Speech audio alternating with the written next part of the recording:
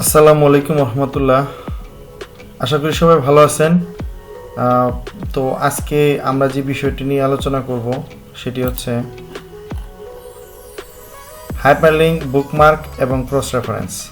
আসলে মূলত এই তিনটি কাজ আমরা কেন করব এবং কিভাবে করব সেই বিষয়টি নিয়ে আজকে আসলে আমরা মূলত বিস্তারিত আলোচনা করব। তো এই কাজটি করার জন্য প্রথমে আমরা যে বিষয়টি করব সেটি হচ্ছে হাইপারলিঙ্ক। হাইপারলিঙ্ক আমরা কেন করব এবং হাইপারলিঙ্ক কয় ধরনের? মূলত হাইপারলিঙ্ক হচ্ছে দুই ধরনের হয়, একটা হচ্ছে অফলাইন এবং আরেকটা হচ্ছে অনলাইন। তো অনলাইনে যে হাইপারলিঙ্কগুলো করি আমরা নর্মালি বিভিন্ন জায়গায় ব্রাউজ করতে, যেমন ফেসবুকে যখন আমরা ইউজ করি তখন বিভিন্ন ধরনের লিঙ্ক দেখতে পাই এবং ওই লিঙ্কগুলো ক্লিক করলে অন্য একটা ব্রাউজারে এসে ওপেন হয়। তো এটা হচ্ছে অনলাইন বা যে কোনো ধরনের অনলাইনের লিঙ্কগুলো আমরা এখানে শেয়ার করতে পারি। এটা হচ্ছে, আর অফলাইন হচ্ছে একটা আমি এই কম্পিউটারে কোনো একটা ফাইল যদি সেভ করে রাখি, সেটা আমি এখন কাজ করতেছি মাইক্রোসফট ওয়ার্ডে।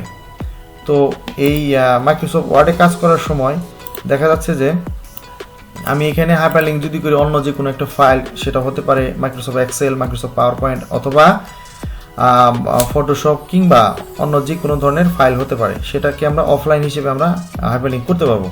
তো আমরা আর কথা না বলে আমরা কাজে চলে যাই। যেমন আমি কিছু একটা টাইপ করি এবং সেখানে আমি একটা হাইপারলিঙ্ক করি।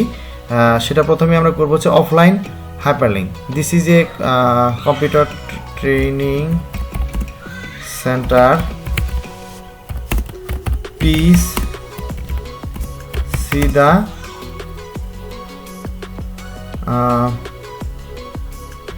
The centre. তো আমরা এইখানে আমরা যে কাজটি করবো সেটা হচ্ছে প্লিজ সি দ্য সেন্টারের মধ্যে আমরা যদি সিলেকশন করার পর হচ্ছে আমরা এটাকে হাইপারলিঙ্ক করব। এরপর আমরা চলে যাব হচ্ছে হাইপারলিঙ্কে, ইনসার্ট রিবনের অধীনে হাইপারলিঙ্কে চলে যাব। হাইপারলিঙ্কে ক্লিক করার পর আমাদের এখানে একটা ডায়লগস বক্স আসবে। তো আমরা এখানে যে ডায়লগস বক্স আসবে সেই ডায়লগস বক্সের যে কোনো একটা ফাইল, সেটা হতে পারে ওয়ার্ড অথবা এক্সেল, যেটাই থাক না কেন আমি এখানে সিলেক্ট করে দেবো। যেমন এখানে ডাটাবেস ডক নামে একটা ফাইল আছে, তো আমি এটাকে সিলেক্ট করে দিলাম এবং এখান থেকে ওকে প্রেস করে দিলাম। তো দেখুন এখানে প্লিজ সি দ্য সেন্টার এই লেখাটি এখন একটু পরিবর্তন হয়ে গেছে এবং এখানে দেখাচ্ছে যে control plus click follow link. তার মানে হচ্ছে আমাকে কিবোর্ড থেকে যদি কন্ট্রোল চাপ দিয়ে আমি যদি এখন প্রেস করে আমি যদি এখানে যদি ক্লিক করি, তাহলে আমাকে অন্য আরেকটি ফাইল এখানে দেখুন ওপেন হয়ে যাবে। দেখেন ডাটাবেস নামে তার মানে হচ্ছে এখানে আমি কাজ করতেছি এই ফাইলটাতে, আমি এখানে হাইপারলিঙ্ক করেছি আরেকটা ফাইল, সেটা ওয়ার্ডের ফাইল, সেটা এখানে আলটিমেটলি হাইপারলিঙ্ক হয়ে গেছে। তো এটা হচ্ছে আমাদের অফলাইন হাইপারলিঙ্ক। তো এখন আমরা দেখব যে কিভাবে অনলাইন হাইপারলিঙ্ক করতে হয়। আমরা কিন্তু এখানে মাইক্রোসফট ওয়ার্ডের মধ্যে অফলাইন হাইপারলিঙ্ক আমরা কিন্তু মাইক্রোসফট ওয়ার্ডের অন্য কোনো ফাইল করতে পারি অথবা এক্সেল করতে পারি অথবা যে কোনো ধরনের ফাইল আমি যদি ওখানে সিলেক্ট করে দিই, তাহলে সেটাই কিন্তু সেখানে ওপেন হয়ে যাবে। তো এখন আমরা দেখি কিভাবে একটি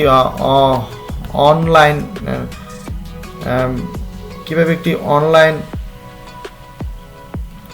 হাইপারলিঙ্ক করতে হয়। তো এই জন্য আমাদের যেটা করতে হবে সেটা হচ্ছে আমরা কোনো কিছু একটা টাইপ করি, যেমন প্লিজ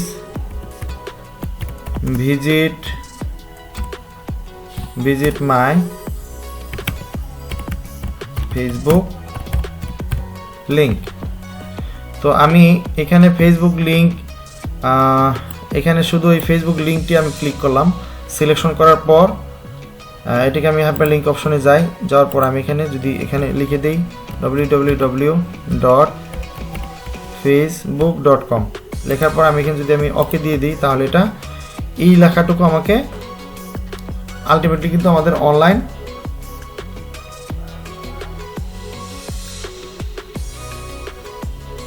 হাইপারলিঙ্ক হয়ে গেল।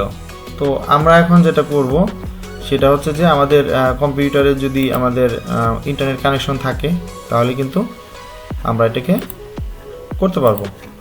সেটা আলটিমেটলি এটা আমাদের হাইপারলিঙ্ক হয়ে যাবে। তো এখন আমরা যেটা করব সেটা হচ্ছে কন্ট্রোল প্রেস করে আমরা এটাকে আমরা এটাকে ক্লিক করব, ক্লিক করলে দেখি আমাদের এখানে ফেসবুকের লিঙ্কটা ওপেন হয় কিনা। যদি হয়ে যায় তাহলে বুঝতে পারবো যে আমাদের এটা অনলাইন হাইপারলিংক হয়ে গেল। তো দেখেন এখানে আলটিমেটলি কিন্তু আমাদের ফেসবুকের লিঙ্কটা চলে আসছে। তার মানে আমাদের অনলাইনের যে হাইপারলিংকটা আমরা আলটিমেটলি এখানে পেয়ে গেলাম।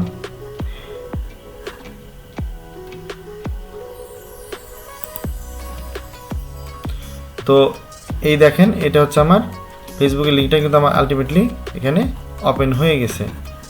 তো এটা হচ্ছে আমাদের, এটা ছিল আমাদের অনলাইন হাইপারলিংক। তো আশা করি এই হাইপারলিংক বিষয়টা আপনারা বুঝতে পেরেছেন। তো এখন আমরা যেটি দেখবো সেটা হচ্ছে বুকমার্ক। আসলে বুকমার্কটা আমরা কেন ব্যবহার করব? আসলে বুকমার্ক হচ্ছে কোনো একটা নির্দিষ্ট একটা বিষয় বা কোনো একটা শিরোনাম, সেটাকে একটা নির্দিষ্ট নামে আমাদের এখানে সেভ করে রাখা এবং পরবর্তীতে সেই বুকমার্ককে আমরা ক্রস রেফারেন্সের জন্য ব্যবহার করতে পারবো। তো এই জন্য আমার বুকমার্কটি করার জন্য আমাদের প্রথমে যে কাজটি করতে হবে সেটি হচ্ছে যে আমাদের এরকম ধরেন আমরা কয়েকটি শিরোনাম নিয়ে আমরা কয়েকটা বিষয় নিয়ে আমরা এখানে বুকমার্ক করব। তো বুকমার্ক করার জন্য এখানে দেখেন আলটিমেটলি এই যে ফেসবুক নামে একটা শিরোনাম দিয়েছি, এখানে ফেসবুক সম্পর্কে কিছু বলা আছে। তো এরকম আমি কয়েকটি পেজ করতে হবে। তো আমি বুকমার্কটি করার জন্য যেটা করব সেটা হচ্ছে যে এখানে কয়েকটি পেজ আমি করে নেব। এই ফেসবুকটি আমি এখানে এই লেখাটুকু আমি সিলেকশন করে নিলাম। করে নেওয়ার পর আমি এখানে পেস্ট করে নিলাম, মানে আমি এটাকে কপি করে নিলাম। কপি করার পর আমি এখানে দিলাম ফেসবুকের পরে দিলাম মেসেঞ্জার।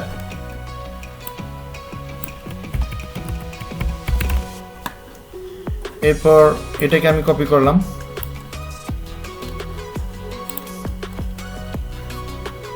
আচ্ছা, এখানে আমি এটাকে আবার পেস্ট করে দিলাম।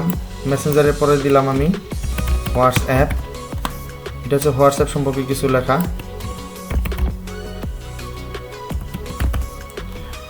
এরপর আমি এটাকে কপি করলাম, কপি করে আমি নিচে আরেকটু রেখে দিলাম। এটাকে দিলাম হচ্ছে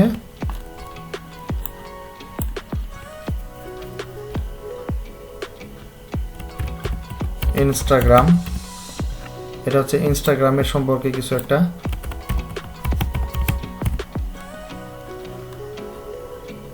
আবার আমি এটাকে আমি আবার কপি করে নিলাম।